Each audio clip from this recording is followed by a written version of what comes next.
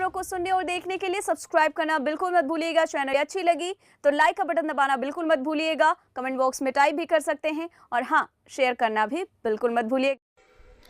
आजमगढ़ जनपद के अतरौलिया विधानसभा क्षेत्र में बसपा द्वारा कार्यकर्ता सम्मेलन का आयोजन किया गया, जिसके दौरान भाजपा के कई कार्यकर्ताओं ने बसपा की सदस्यता ग्रहण की। वहीं इस कार्यकर्ता सम्मेलन के दौरान मुख्य अतिथि के तौर पर मौजूद पूर्व सांसद डॉक्टर बलराम ने बताया कि आज कार्यकर्ता सम्मेलन में आज सरवर निषाद ने सैकड़ों लोगों के साथ बसपा का दामन थामा है, जिनके आने से अतरौलिया विधानसभा ही नहीं बल्कि जिला सहित पूर्वांचल के कई जिलों में भी इनकी मजबूती दिखेगी। वही उन्होंने अभी कहा कि बहन कुमारी मायावती द्वारा पार्टी को मजबूत करने के लिए हमेशा कार्यकर्ताओं को निर्देशित करती रहती। रही बात गठबंधन के सवाल पर पूर्व सांसद ने कहा कि जब भी गठबंधन हुआ है तब बसपा का नुकसान ही हुआ है और बसपा की मजबूती दिखाने को समाज के लोग बसपा में शामिल हो रहे हैं और 2027 में बहुजन समाज पार्टी की पूर्ण बहुमत की सरकार बनेगी। वही पूर्व सांसद ने सपा पर निराशा साधते हुए कहा कि सपा के लोग आज बाबा साहब का संविधान और तस्वीर को लेकर घूम रहे हैं और उनके सपने को साकार करने की बात कर रहे हैं, लेकिन जब बसपा का प्रमोशन और रिजर्वेशन पर जब बिल आया तो यही मुलायम सिंह यादव ने उसे फाड़ने का कार्य किया, जिससे समाज को काफ़ी नुकसान हुआ। वही सरवर निषाद ने बताया कि भाजपा से निकलकर सैकड़ों लोगों के साथ बसपा की सदस्य ग्रहण किया गया है। भाजपा में हम सभी दलित निषाद समाज के लोगों को सम्मान नहीं मिला, हम लोगों का पार्टी में शोषण किया गया, जिससे आज बसपा का दामन थाम कर सदस्यता ग्रहण किया गया है। वहीं उन्होंने कहा कि भाजपा आए दिन अतरौलिया विधानसभा सीट पर भाजपा गठबंधन में चुनाव लड़ती है और संजय निषाद के द्वारा इस सीट पर सौदा किया जाता है। उन्हें चुनाव लड़कर जीतने की जरूरत नहीं रहती, जिससे आए दिन हम सभी समाज का सम्मान नहीं किया गया, जिसके चलते आज हमने बसपा की सदस्यता ग्रहण कर अतरौलिया सीट को जीतकर बसपा के सम्मान देने का कार्य करेंगे। भारतीय जनता पार्टी में हम लोग आज 15-16 साल से थे। कोई हम लोगों का दलित अदर बैकवर्ड निषादों का कोई सम्मान नहीं होता है और हम लोगों का पार्टी में ही शोषण होता है, अत्याचार हम लोगों के साथ होता है। इस सब को देखते हुए हमने ये निर्णय लिया है कि आज बहुजन समाज पार्टी को सदस्यता ग्रहण करें। कार्यकर्ता सम्मेलन कराए हैं अतरौलिया विधानसभा से दावेदारी करें जी। अब ये पार्टी की बहन कुमारी मायावती जी के दिशा निर्देश के अनुसार ही काम किया जाएगा। जो पार्टी का निर्णय रहेगा उसे कितने लोग यहाँ पे आप कार्यकर्ताओं के साथ ज्वाइनिंग किए हैं? कम से कम यहाँ पे आज हजारों के कार्यकर्ताओं के साथ हमने पार्टी ज्वाइन की है। बसपा में आने से वो सम्मान आपको मिलेगा? जी, बहुत बड़ा सम्मान मिल रहा है और हमने बहन जी से भी मुलाकात किया, जो सम्मान हमको जिंदगी में कभी नहीं मिला था। आज हमें जो सम्मान आप लोग दे रहे हैं आप लोगों के सामने ही है और हम निषाद और क्योटो के साथ हमेशा ये भारतीय जनता पार्टी और ये आरक्षण का मुद्दा लेकर हम लोग हमेशा पार्टी में बने रहे।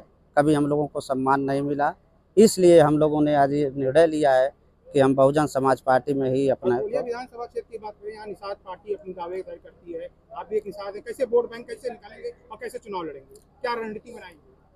निषाद संजय निषाद जी जो यहाँ पे चुनाव लड़ते हैं, गठबंधन में सीट लेते हैं, उनको सीट बेचना है। यहाँ कोई उनको चुनाव लड़ना नहीं है।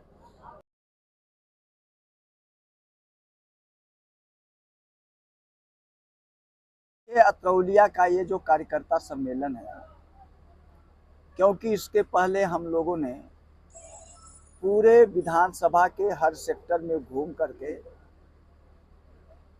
अतरौलिया में बहुजन समाज पार्टी को मजबूत करने के लिए हम लोगों ने सेक्टर वाइज जा करके कमेटियों का गठन किया और आज हम लोग यहाँ पर इनकी समीक्षा करेंगे कि वो गठन हो पाया कि नहीं हो पाया, क्योंकि इनको 10 दिन का समय दिया गया था, वो 10 दिन पूरा हो गया।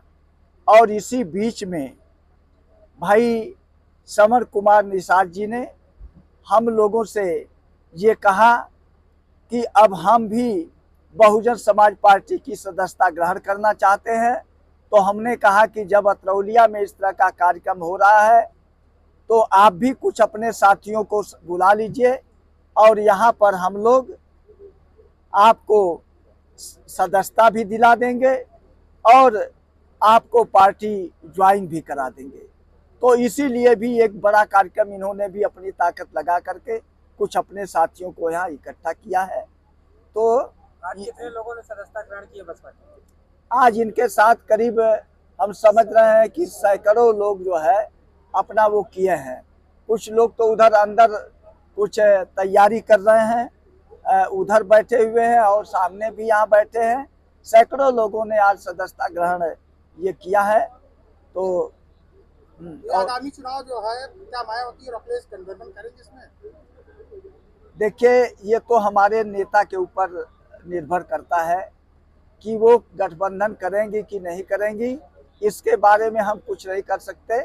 लेकिन इतना मैं जरूर कह रहा हूँ कि आज बहन कुमारी मायावती जी बड़े पैमाने पर वह सक्रिय रूप से अपने कार्यकर्ताओं के बीच में जाकर के उनकी मीटिंगें करके उन्हें बहुजन समाज पार्टी को मजबूत करने के लिए वह हमेशा उन्हें बार बार उनको निर्देश देती रहती हैं।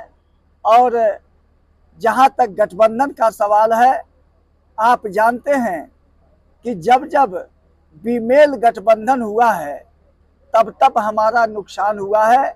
इसलिए बहन जी खूब सोच समझ करके वो गठबंधन करेंगी और बहुजन समाज पार्टी खुद इतना मजबूत है।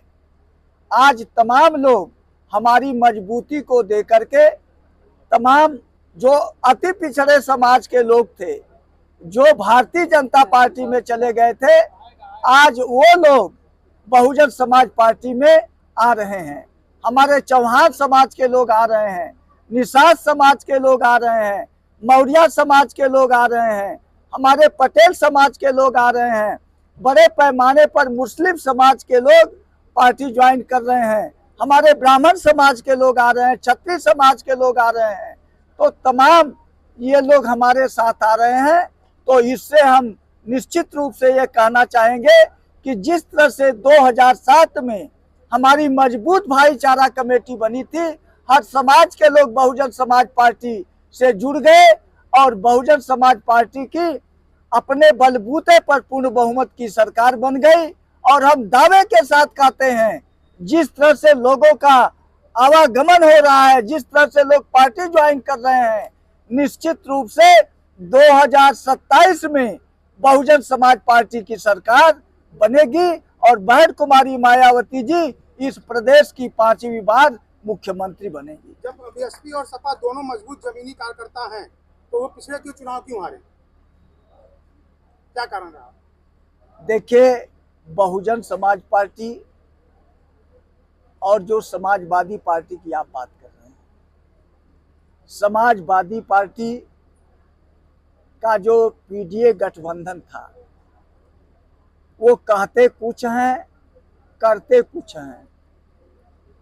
और आज वो बाबा साहब का संविधान लेके घूम रहे हैं, वह बाबा साहब की तस्वीर लेके घूम रहे हैं कि हम इनके सपनों को साकार करेंगे। तो यही समाजवादी पार्टी के लोग जब लोकसभा में अनुसूचित जाति जनजाति के प्रमोशन में रिजर्वेशन का सवाल आया, उस पर जब बिल आया, तो यही समाजवादी पार्टी के मुखिया माननीय मुलायम सिंह यादव ने उस समय हमारी वो बिल फरवाया था। और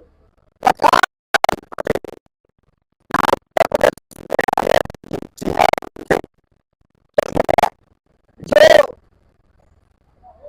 हमारा प्रमोशन में रिजर्वेशन था, इसको तत्काल प्रभाव से इन्होंने उसको खत्म करने के लिए ये लागू कर दिया। तो जो हमारा डीएम था वो एडीएम बन गया, जो एडीएम था एसडीएम बन गया, जो एसपी था वो सीओ बन गया। तो इस तरह से बड़ा नुकसान हो गया है और हमारा समाज ये पूरी तरह से ये उसका भुक्तभोगी है। इसलिए आज हमारा पूरा समाज यह जानता है कि यह बाबा साहब का नाम लेकर के, कांशी राम साहब का नाम लेकर के हमारे बीच में आकर के हमारे वोटों का डिवीजन करना चाहते हैं। तो यही हम लोग भी समझा रहे हैं और हमारा समाज पूरी तरह से सचेत हो गया है और ऐसे लोगों को निगलेक्ट कर रहा है।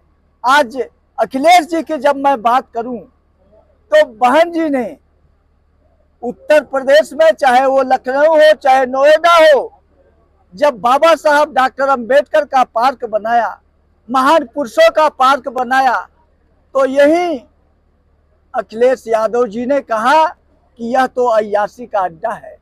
बाबा साहब डॉक्टर अंबेडकर के पार्क को अय्याशी का अड्डा बना रहे हैं। तो ऐसे लोग क्या बाबा साहब के मिशन और मूवमेंट को आगे बढ़ा सकते हैं? क्या उसको पूरा कर सकते हैं? इसलिए साथियों, आज हम लोग पूरी तैयारी कर रहे हैं और हमारे तमाम पिछड़े समाज के लोग, माइनॉरिटी के लोग, हमारे अपर कास्ट के लोग बहुजन समाज पार्टी में शामिल हो रहे हैं। मैं उनका स्वागत कर रहा हूं, उनका सम्मान कर रहा हूं। बसपा में सरवण जी के आने से क्या अतरौलिया विधानसभा में मजबूती दिखेगी? देखिए, जो लोग भी आ रहे हैं वो मजबूती के साथ आ रहे हैं। अतरौलिया विधानसभा ही नहीं, ये पूरे जिले में निषाद समाज को एक मजबूती मिलेगी। तो आज ये नहीं कहना कि खाली अतरौलिया में, हर जगह मजबूती मिलेगी।